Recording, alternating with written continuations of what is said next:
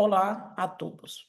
Eu pergunto a vocês, se vocês estão preparados para os insultos ou agravos à saúde, principalmente aqueles que são profissionais de saúde atuantes. Será que a gente está se preparando? Eu sou Juliana Machado. Não tenho conflito de interesses. Eu tenho me preparado aos longos dos anos, tá? Eu faço treinamento aeróbico e de força. Eu sou uma major, eu consegui completar as principais maratonas do mundo e eu sou médica nutróloga.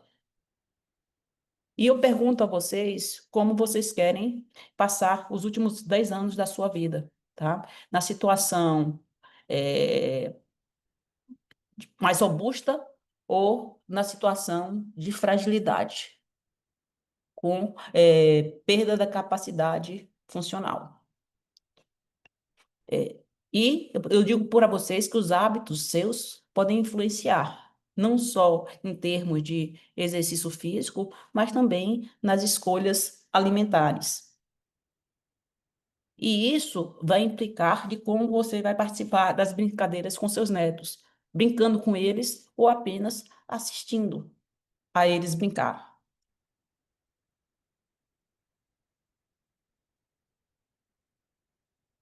E como você quer participar dos jantares ou almoços familiares no final de semana, completamente independente ou necessitando da ajuda de terceiros para realizar as suas funções de atividades de vida diária.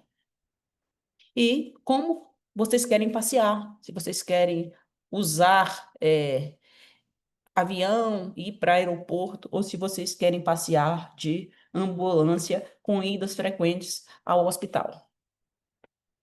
Então, as escolhas que a gente faz ao longo da vida, elas podem nos levar para caminhos diferentes. Se a gente tem hábitos de vida ruins, vícios, sedentarismo, um consumo exagerado de alimentos ultraprocessados, a gente pode passar os últimos 10 anos na doença. E se a gente tem hábitos e escolhas saudáveis, a gente pode ter uma longevidade maior e com mais qualidade. Porque a escolha, né, de uma vida sedentária, uma nutrição de má qualidade, vai fazer possivelmente que a gente evolua, durante o envelhecimento de uma forma não saudável, onde a gente vai ter uma miosteatose maior, um acúmulo de gordura entre as fibras musculares, isso vai alterar contratilidade, pode levar à inflamação, resistência insulínica, hiperglicemia e disfunções mitocondriais. E esse paciente vai evoluir com certeza, com limitações de mobilidade, maior risco de queda, internações frequentes e aumentar a mortalidade. Já se a gente tem uma alimentação mais adequada, se a gente não é sedentário, a gente envelhece de maneira mais saudável e com menos risco de adoecer e de perder menos a capacidade funcional. E a gente pode escolher qual futuro a gente quer ter, se o futuro um em vermelho ou o futuro 2 em linha branca. Quando a gente vê a linha vermelha em termos de capacidade funcional, a gente percebe que para todos nós, a nossa capacidade funcional começa a declinar entre 30 e 40 anos. A gente percebe que aquele paciente que é sedentário, que está representado na linha branca, com 60 anos ele tem 80% da capacidade funcional. E que, pelo contrário, se eu sou fisicamente ativa, aos 80 anos, eu vou estar com 80% da minha capacidade funcional. 20% a menos da capacidade funcional, aos 60, se sedentário, aos 80, se ativamente físico, né? E ao longo da nossa vida, a gente pode receber um raio, e eu considero um raio como um insulto, ou seja, um agravo da saúde, que pode ser uma cirurgia, que pode ser uma infecção, tá? Então, aquele paciente que vai pré-habilitado para uma cirurgia, onde ocorre um ganho de massa muscular e melhor qualidade muscular, quando ele for fazer a cirurgia, ele vai ter um declínio, da capacidade funcional dele, da força, mas só que ele vai reabilitar de maneira mais rápida, mesmo que ele tenha alguma complicação. Já aquele paciente que não é pré-habilitado, ele vai ter um declínio da capacidade funcional que pode levá-lo à dependência e nem sempre ele vai voltar ao que ele era antes. E se voltar, vai demorar mais tempo. Independente da pessoa ter um risco nutricional ou não. Então, nesse trabalho aqui, os pacientes que foram submetidos a cirurgias oncológicas de grande porte, foram testados em relação à força muscular, que tem a ver com qualidade muscular. A gente percebe que ambos, após a cirurgia, tiveram uma redução de força, independente do risco, nutricional. E a gente também sabe que aqueles pacientes que têm mais massa muscular e mais força, eles têm uma chance maior de sobreviver após uma internação no CTI. Esse trabalho aqui é relação à mortalidade dentro do primeiro ano. A linha azul representa aquele paciente que tem uma baixa massa muscular em termos de quantidade, mas tem uma força aumentada. O verde representa aquele paciente com uma espessura muscular maior, ou seja, mais quantidade de músculo, porém com menos massa muscular, ou seja, não tem uma qualidade muscular tão boa. E em vermelho representa aquele paciente com sarcopenia, ou seja, que não tem força e que não tem uma quantidade de músculo suficiente. A gente percebe que a mortalidade desse paciente é maior. Então, massa muscular e força muscular são importantes para essas situações que a gente possa vir a enfrentar. Um exemplo clássico o Christopher River, ele teve um acidente de cavalo, onde ele teve uma lesão de C2, e a nossa ginasta, ao esquiar, teve uma lesão de C3, que também a deixou com uma sequela neurológica de tetraplegia. O Christopher River tem um corpo atlético, uma quantidade muscular boa e possivelmente uma força, mas quando a gente compara, né, um ator a um atleta profissional que tem maior quantidade de massa muscular e mais qualidade muscular, a recuperação dessas pessoas pode ser diferente a situações parecidas. Então, o Christopher River, ele ficou dependente de ventilação mecânica e a Laís Souza não precisa de ventilação mecânica. Graças à excelente qualidade muscular dela e a quantidade de músculo, ela ficou independente e hoje dá palestras. Então, quanto mais pré-habilitado, mais massa muscular, com mais qualidade e maior capacidade funcional, mais preparados estaremos para o insulto e, portanto, mais rápida será a reabilitação. E o objetivo dessa aula aqui é saber se as pessoas estão preparadas e como elas podem fazer para melhorar.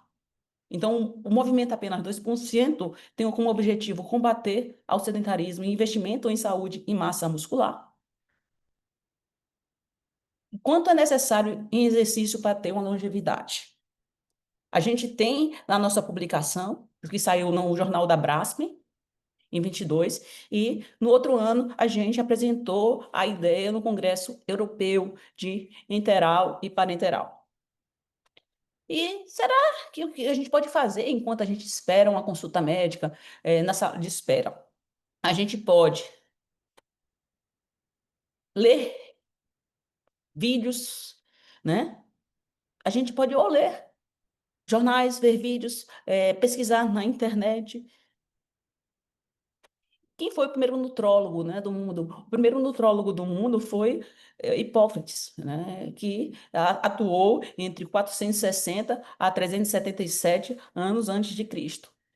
E ele falou que o teu alimento seja o teu remédio e que teu remédio seja o teu alimento. Então, a gente tem o prato de alimentação saudável, onde metade do prato deve ser constituído de vegetais e frutas. Alguns estudos sugerem que um consumo por dia de 600 miligramas, 600 gramas dia desses alimentos vão reduzir o risco de doenças cardiometabólicas e que para redução de cânceres, o consumo de 800 gramas dia seria o necessário.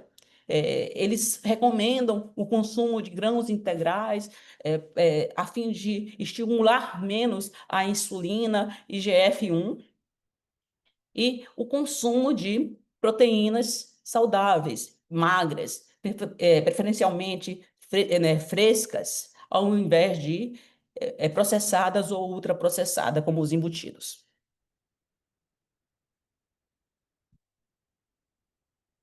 E Hipócrates também fala que andar é o melhor remédio do homem. Então, quantos passos por dia eu devo fazer para reduzir meu risco de morte? Aproximadamente 7.000 passos dia, tá? Principalmente para os adultos. Adultos jovens se beneficiam com 10.000 passos dias. A gente também deve fazer exercícios e a intensidade da atividade física vai implicar em mais ou menos tempo. Então, para a gente ter uma redução de mortalidade geral, numa atividade vigorosa, a gente vai precisar entre 75 a 149 e numa atividade moderada entre 150 a 299 minutos por semana, tá? Doença cardiovascular a mesma coisa, e mortalidade por câncer também em torno de 75 a 149 minutos por semana.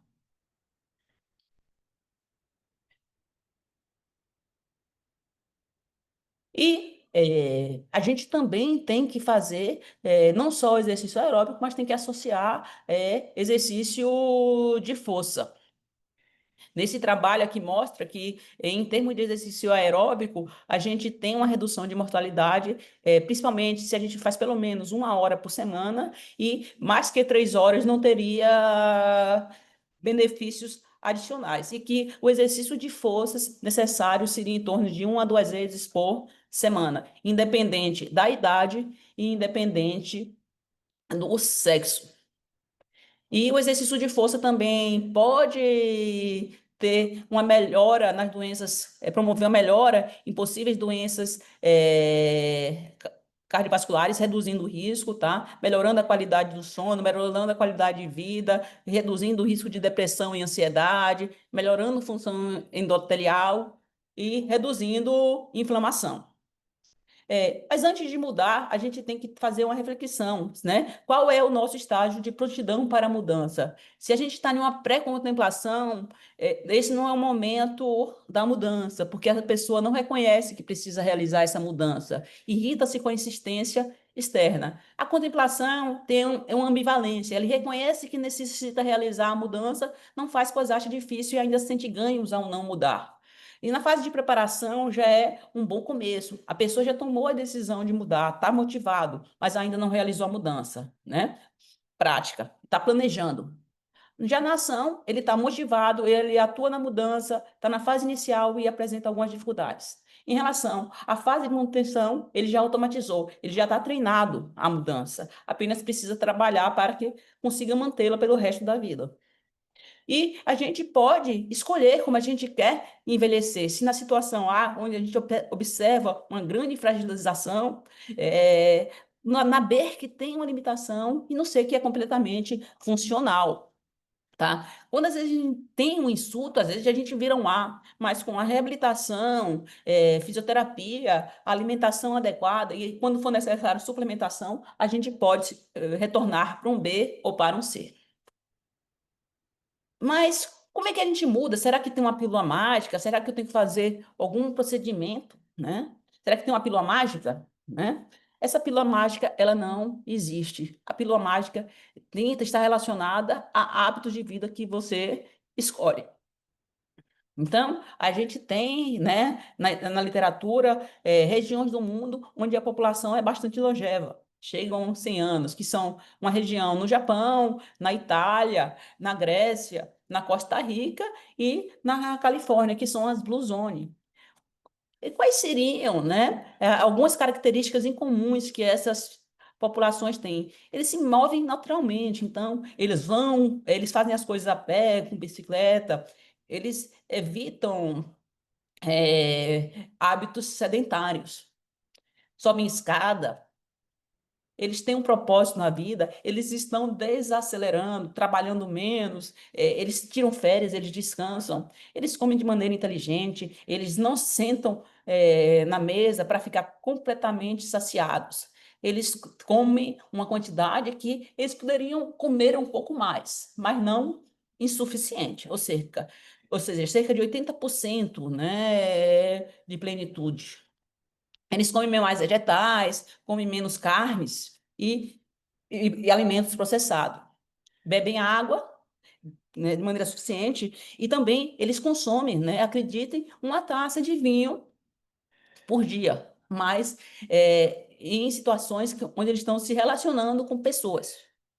E eles têm um relacionamento saudável com menos pessoas tóxicas. E eles têm fé, eles estão conectados a alguma religião ou crença e priorizam a família. O consumo de álcool, ele não pode, se eu posso tomar uma taça de vinho por dia, então isso poderia equivaler a uma garrafa de vinho por semana. Não, esse não é a proposta deles. Eles não fazem doses acumulativas de vinho para tomar de uma vez, tá? E você tem que ter estilo, né? O que é o estilo? O estilo tem a ver com equilíbrio, porque o segredo da vida é ter equilíbrio, é também ser sustentável. O que é uma alimentação sustentável? É aquela onde a gente vai comer produtos integrais, de alto valor nutritivo. Vou comer o suficiente, vou comer alimentos da estação. É, sem agrotóxico, vou descascar mais e desembrulhar menos. E vou apoiar o agricultor local. E vou treinar a minha mente, vou treinar o meu corpo, o músculo e meu coração. Então, eu vou estimular os exercícios de força, exercícios cardiovasculares, flexibilidade e equilíbrio, e vou treinar a mente com técnicas de relaxamento, seja com meditação, ou seja, em uma crença religiosa, onde eu vou estar fazendo oração, porque meditação não quer dizer que eu tenho que fazer o on. Eu tenho que fazer uma situação em que eu consiga me desligar do ambiente e ter um olhar introspectivo para mim. Então, eu posso fazer alguma atividade que me permita fazer isso. E tempo, né? O investimento do meu tempo. Então, a gente sabe que a gente precisa fazer 150 minutos de exercício aeróbico, moderado a vigoroso por semana, associado a 20, 30 minutos, 2 a 3 vezes por semana, de exercício de força e flexibilidade.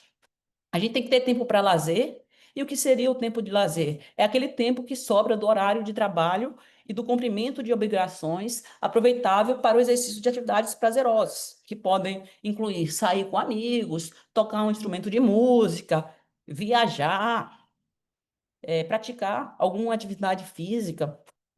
E a gente tem que ter organização, que é o ato ou efeito de organizar-se. Organizar o seu tempo. Digamos que você tem 7 horas de sono por dia, que você trabalha cerca de 12 horas, e se você tem 5 horas para o autocuidado, lazer, treinamento e alimentação. E a ordem não interfere no resultado. E você tem que criar vínculos, seja no trabalho, seja familiar e de amizades. A amizade, né, os relacionamentos saudáveis são extremamente importantes. E a gente tem que servir de inspiração. Aqui eu faço um trocadilho, em termos de meditação. Inspire, expire, respire. Inspire-se inspira-nos. Então, às vezes, quando a gente tem uma mudança e a gente fala que quão boa ela foi para a gente, em termos de qualidade de vida, a gente vai inspirar outras pessoas a nos seguirem e, às vezes, a começar a fazer uma atividade física, a ter um hábito de vida melhor. E o descanso é extremamente importante. A recomendação para a saúde é que os adultos durmam, em média, de 7 a 9 horas e que os idosos durmam de 7 a 8 horas por noite. E a gente tem que evitar o túnel. E o que seria o túnel, né?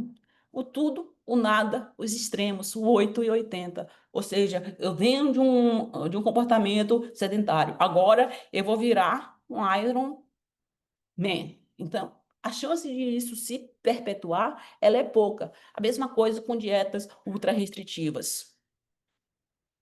E a gente começa a envelhecer a partir dos 35 anos. A gente perde massa muscular entre 30 e 40 anos. E esse declínio ele é maior a partir dos 50, 60 anos. E isso leva a uma sarcopenia, que é uma redução de força, é uma redução da quantidade muscular e quase sempre associada a uma perda de performance, que vai nos levar novamente à situação A, B ou C, que a gente pode escolher. E a gente percebe que se eu faço a pé, me desloco, igual a Bruzone, para fazer as coisas, utilizando o meu próprio pé, daí se eu ainda associo a exercício físico, eu tenho uma chance maior de sobrevida. Tá? Se eu não faço nem essa locomoção e se eu não faço exercício físico, a minha chance é maior de mortalidade. Então, ser fisicamente ativo ou não importa e tem a ver com longevidade. Como é que a gente pode escolher? Bem, existem evidências, né?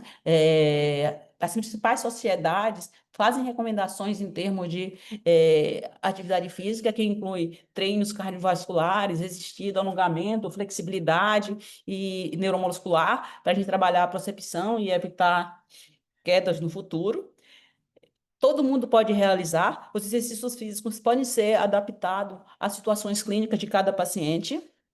Tá? Pacientes cirúrgicos em pré-habitação, oncológico, podem mobilizar, tá? Porque a gente sabe que o exercício físico vai beneficiar vários órgãos do nosso organismo, seja o sistema nervoso central, seja o sistema cardiovascular, pulmonar, redução de triglicérides, aumento de HDL, redução de LDL, controle pressórico, controle glicêmico, redução do acúmulo de adiposidade visceral. E a redução do comportamento sedentário em 64 minutos por dia já mostra um benefício no controle de peso, no controle glicêmico, em redução de doenças cardiovasculares e doenças musculoesqueléticas. E o que é recomendado? O American College de Medicina Esportiva, OMS, Ministério da Saúde, o que eles recomendam? Eles recomendam 150 minutos por semana de exercício cardiorrespiratório moderado a intenso, que é o treino aeróbico, como esteira, bicicleta, caminhada, natação, associado a treinos de força, que é a musculação, de 2 a 3 vezes por semana. Isso é recomendado em todas as faixas etárias. Então, a gente tem um guia de atividade física para a população brasileira, onde bebês de até 1 ano devem ser estimulados, colocados, né, na posição de barriga para baixo por pelo menos 30 minutos por dia. Aqueles bebezinhos maiores, de 1 a 2 anos, atividades de engatinhar, rastejar, jogar objetos, rolar, sentar e levantar, pelo menos 3 horas por dia.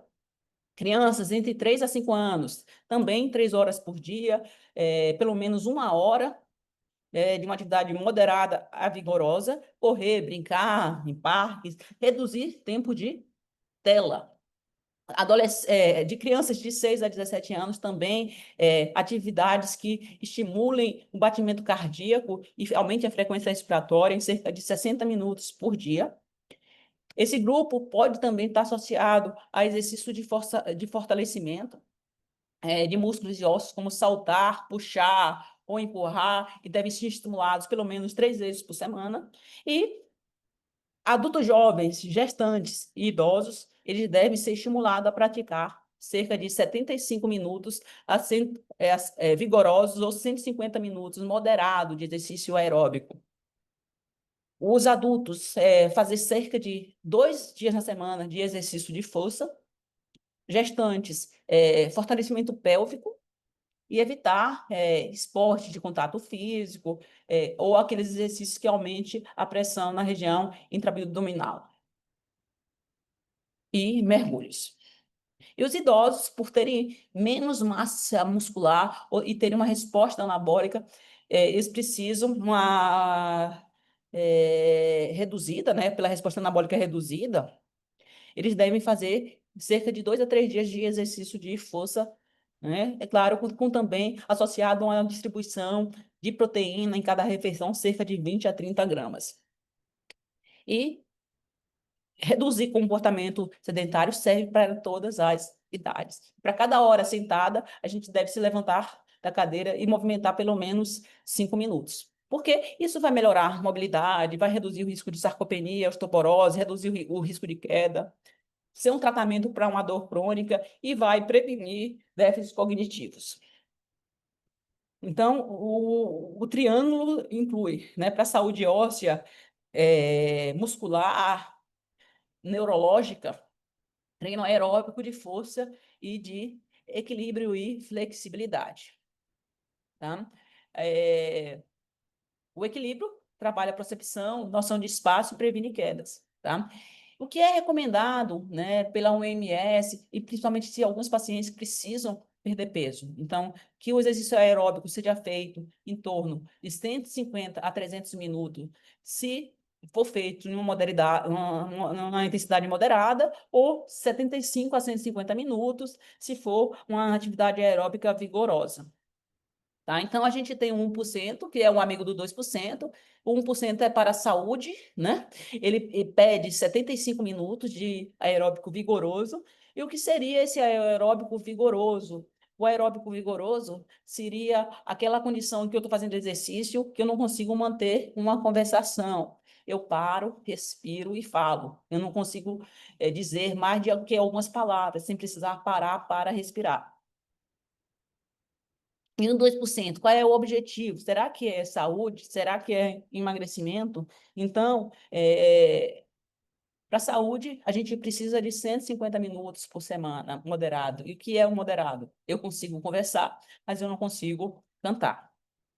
Se o objetivo for emagrecimento, a gente precisa ter 150 minutos vigorosos, que, novamente, o que é o vigoroso? Eu paro, respiro e falo. Eu não consigo manter uma conversação. Sempre que eu estiver conversando, eu vou parar para respirar e falar algumas palavras. E claro que a gente tem que respeitar a limitação, nem todos os pacientes conseguem fazer um exercício aeróbico intenso. Então, para aqueles que não conseguem, a gente vai precisar de 4%, né? 300 minutos de aeróbico moderado. Novamente, eu converso, mas não canto. E a gente não pode esquecer do treino de força, lembrando que a gente começa a ter um envelhecimento muscular a partir dos 35 anos. E qual é a recomendação para a gente investir em massa muscular? De 2 a 3 vezes por semana, de 20 a 30 minutos as sessões. Tá? Tem que ser em torno de 2 a 4 séries de 8 a 12 repetições, com descanso, né, entre 48 e 72 horas para os grupos musculares.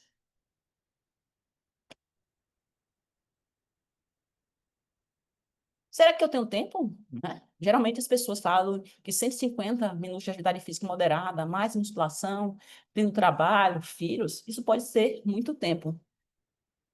Aí eu pergunto, será que falta tempo para a população do mundo? A população brasileira, né, dados da Vigitel, eles passam, em média, mais de 3 horas por semana, ou mais de 180 minutos nas horas livres assistindo televisão. Então, será que é muito que a OMS, o Colégio Americano e o Ministério da Saúde pedem para investir na saúde e massa muscular? A semana tem 10.080 minutos. Será que isso é muito? Será que isso é pouco? E o que é que a OMS pede, quanto isso representa da semana das pessoas. Esse é né? É o que nosso movimento quer falar. 2%. Investir 2% do seu tempo semanal.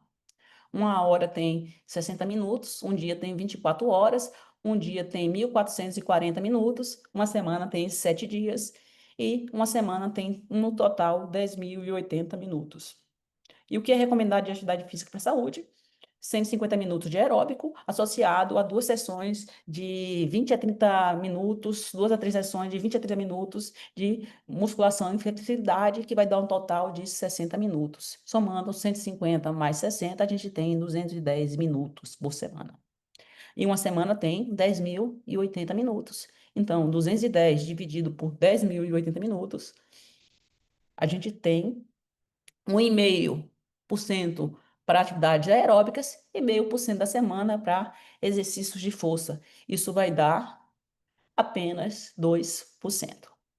Ou seja, é um investimento em saúde e músculo e de combate ao sedentarismo de apenas 2% do nosso tempo.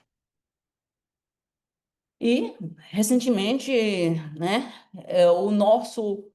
a nossa recomendação de 60 minutos de musculação foi, né,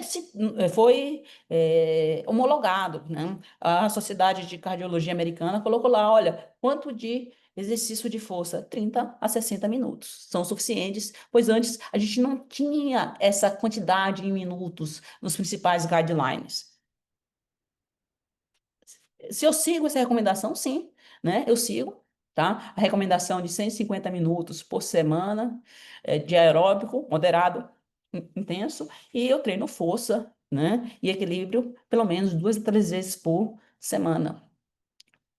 Como eu falei para vocês, eu sou maratonista e para evitar lesões eu tenho que ter um fortalecimento muscular importante, acompanhado por um profissional de educação física. Mas será que essas recomendações são alcançadas? Bem, né? Pelo menos 23% da população geral não alcança. E esse número é muito maior no grupo de adolescentes, onde 81% não alcançam.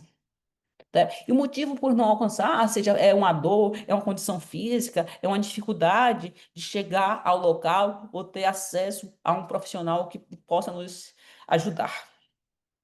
A população de brasileiros inativa é cerca de 15%, tanto de homens para mulheres. Aquelas pessoas que conseguem praticar pelo menos 150 minutos por semana, em homens é em torno de 44% e em mulheres 30%. E aqueles que não conseguem atingir, né, um nível de atividade física suficiente, as mulheres são em torno de 55,5% e os homens 37%. E essa doença da cadeira, nos Estados Unidos, implica um gasto anual de 24 bilhões. Né? 65% dos americanos assistem televisão mais de 2 horas por dia. 20% das mortes poderiam, né, de pessoas com 35 anos ou mais, poderiam ser evitadas, né, porque elas são atribuídas ao sedentarismo. E 300 mil mortes ocorrem por causa do sedentarismo.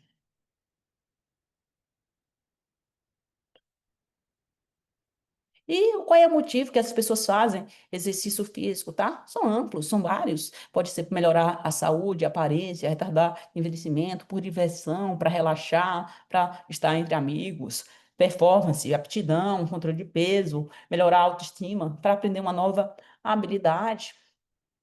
E por que não faz? Aí também são vários, varia em termos de idade, de escolaridade, tá? As mulheres, quando alegam por não fazer exercício físico, seriam pelas multifunções, como mãe, como trabalhar. Os adolescentes, os aposentados, né? Justificando não fazer, falta de conhecimento, morar em uma zona urbana, um grau de escolaridade mais baixo, a própria preguiça poderia ser uma justificativa. Mas a falta de tempo talvez não seja uma justificativa plausível. Tá? Em relação à população brasileira que faz exercício físico, pelo menos 150 minutos, a gente percebe que quanto maior a escolaridade e quanto À medida que a gente vai envelhecendo, a gente vai reduzindo. E quanto maior a escolaridade, maior a prática de atividade física.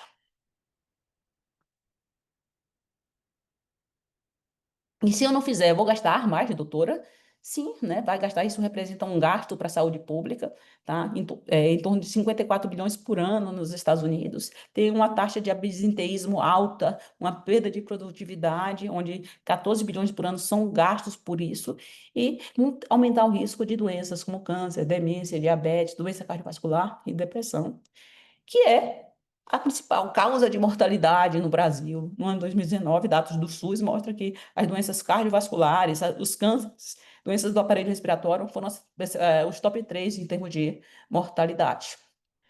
É, o gasto do SUS com essas doenças crônicas não transmissíveis, como cardiovasculares, neoplasia, diabetes e respiratórias crônicas, foram em torno de 8,8 bilhões gastos com internações e aproximadamente 1,8 milhões de internação. E as quedas pela fragilidade também gastaram muito, cerca de 483 milhões e 436 mil internações. Quanto mais, melhor, doutora. A gente na vida precisa do equilíbrio, né? A gente não precisa ser uma tartaruga nem ser uma lebre, a gente precisa do equilíbrio. É, atividades de muita alta intensidade, elas podem precipitar, né, arritmias cardíacas, tá? E em um estudo comparando aqui, né, que aquelas pessoas que gastam em torno de 3.000 a 3.500 calorias com exercício físico por semana, elas têm uma redução de 54%, enquanto aquelas que fazem mais do que isso têm uma redução, né, de 38%. E aqui é um trabalho que coloca, né, velocidades, né? Você andar 5 milhas por hora, você fazer um jogging de acordo, né? 3 vezes por semana, né? É, ou então correr mais rápido, a gente vê que o benefício, né? Em todas as causas de mortalidade, a gente percebe que o jogging moderado ou light, leve, né? Tiveram mais benefício do que o extenuante. E por que é importante seguir a recomendação e ter estilo, doutora? Esse aqui é um trabalho publicado no BMJ, onde a gente avalia, né, os autores avaliam um estilo de vida, né, saudável e uma expectativa de vida livre de câncer, doença cardiovascular e diabetes. E o que foi considerado fatores que poderiam reduzir esse risco? Nunca fumar, ter um IMC normal entre 18,5 a 24,9, fazer uma atividade física moderada, vigorosa, 30 minutos por dia. A semana tem 7 dias, então dariam 210 minutos, que é o que a gente propõe. Consumo moderado de álcool e uma dieta de alta qualidade, um prato de alimentação saudável de Harvard, por exemplo. Aqui eu quero fazer um adendo que algumas sociedades, como a de oncologia, fala que o consumo de álcool deve ser zero.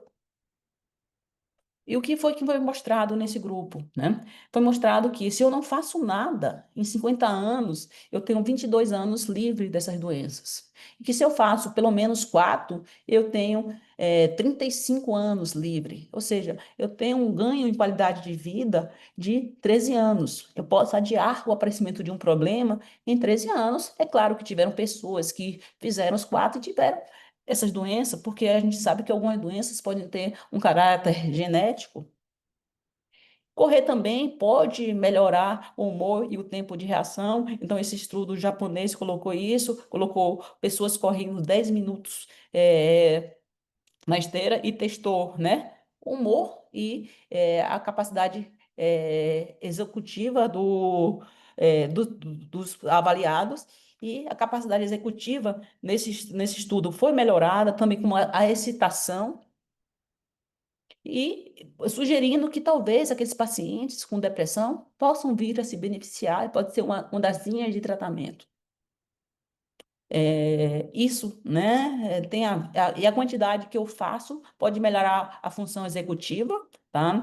De maneira transversal e longitudinal, tá? Pelo menos, né, pelo menos 2 horas por semana, né? É, mostra esse benefício, né? Enquanto que no fazer, a gente pode ter perdas cognitivas e a capacidade executiva. O que eu preciso para fazer, doutora? Será que a gente tem alguma dica? Né? A gente pode seguir a estrela do estilo de vida. Enquanto o meu coração bater, smart, eu você. Treinarei regularmente, resistido, aeróbico e alongamento. Equilíbrio mental e físico buscarei. Limite e repouso, respeitá-los-ei. E alimentação adequada consumirei. A estrela do estilo de vida, ela tem alimentação saudável, meditação e sono, treinamento físico regular, relacionamentos não tóxicos e cessação do cigarro e consumo moderado de álcool. E o que é o SMART? O SMART vem de específico, mensurável, alcançável, relevante e temporal. Então, vou praticar atividade física, apenas 2%, vou matricular na academia ao começar, 150 minutos de aeróbico moderado e 60 minutos de força por semana, e vou reavaliar minhas mudanças em 2 meses. A gente está sozinha. O Ministério da Saúde tem um programa, né, o Plano de Ação de Estratégia para enfrentar doenças crônicas e agravos não transmissíveis no Brasil, que vai acabar em 2030. Eles querem reduzir o sedentarismo da população, brasileira e aumentar a prevalência de atividade física no lazer em 30%. A Organização Mundial de Saúde também tem um programa que também termina em 2030, mas mais pessoas ativas para um mundo mais saudável. E o slogan deles é: Vamos ser mais ativos. Todo mundo, todos os lugares, todos os dias. E o objetivo deles é reduzir, né, o sedentarismo em 15%. Então, o nosso grande objetivo, né, é combater o sedentarismo e promover saúde e perda de peso para aquelas pessoas que precisam. E, como diz Hipócrates, se pudéssemos dar a cada indivíduo a quantidade certa de nutrição e exercício, nem muito pouco, nem demais, teríamos encontrado o caminho mais seguro para a saúde.